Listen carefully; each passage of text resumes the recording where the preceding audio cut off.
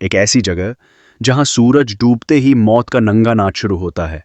एक ऐसा किला जहां खुद आर्कियोलॉजिकल सर्वे ऑफ इंडिया ने बोर्ड लगाकर लिखा है कि सूरज डूबने के बाद और सूरज निकलने से पहले यहां जाना मौत को दावत देना है। आज हम चलेंगे राजस्थान के उस भानगढ़ किले में जहां हजारों लोग एक ही रात में गायब हो गए और पीछे छोड़ गए सिर्फ एक भटकती हुई आत्मा का श्राप।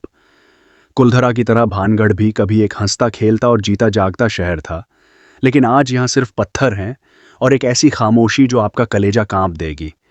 लोग कहते हैं कि यहाँ आज भी रात को रोने की, चूड़ियाँ टूटने की और तलवारों की आवाज़ें आती हैं, लेकिन सवाल ये है कि अचानक ऐसा क्या हुआ कि ये आबाद किला एक ही झटके में कब्रिस्तान बन गया।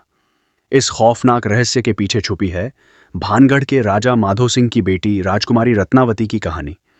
रत्नावती उस दौर की सबसे खूबसूरत राजकुमारी थीं, जिनकी खूबसूरती के चर्चे पूरे देश में थे। और इसी किले के पास रहता था सिंघिया नाम का एक भयानक तांत्रिक जो काले जादू में माहिर था। एक दिन सिंघिया की नज़र राजकुमारी पर पड़ी जब वे अपनी सहेलियों के साथ किले के बाजार में घूम रही थीं, और रत्नावती को देखते ही वह तांत्रिक उन पर इस कदर पागल हो गया कि उसने किसी भी कीमत पर उन्हें पाने की ठान ली। उसने राजकुमारी के इत्र की बोतल पर मौत का काला जादू कर दिया ताकि राजकुमारी उसकी तरफ खींची चली आए। लेकिन राजकुमारी को उसकी इस साजिश का पता चल गया और उन्होंने वह बोतल एक भारी पत्थर पर पटक दी। काले जादू के असर से वह भारी पत्थर लुढ़कता हुआ गया और उसने तांत्रिक सिंघिया को ही कुचल दिया।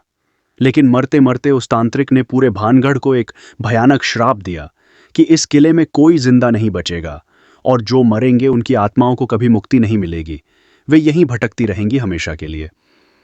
और सबसे अजीब बात यह है कि इस श्राप का असर आज भी दिखता है। अगर आज भी कोई इस किले के आसपास घर बनाने की कोशिश करता है तो उस घर की छत अचानक अपने आप टूटकर गिर जाती है। यहाँ के पुराने घरों पर भी छत नहीं टिकती। क्या यह सच में उस तांत्रिक का श्राप है या इसके पीछे कोई ऐसी ऊर्जा है जिसे विज्ञान भी नहीं समझ पा रहा? भानगढ़ किला आज भी एक ऐसा रहस्य है जिसका जवाब किसी के पास नहीं है। सरकार ने रात को यहाँ रुकना सख्ती से प्रतिबंधित किया है, क्योंकि जो भी यहाँ रात को रुका वो कभी लौट कर नहीं आया। दोस्तों, अगर आपको मौका मिले तो क्या आप भानगढ़ किले में एक रात बिताने की हिम्मत करेंगे? मिलते हैं अगले रहस्य के साथ। तब तक के लिए अलविदा।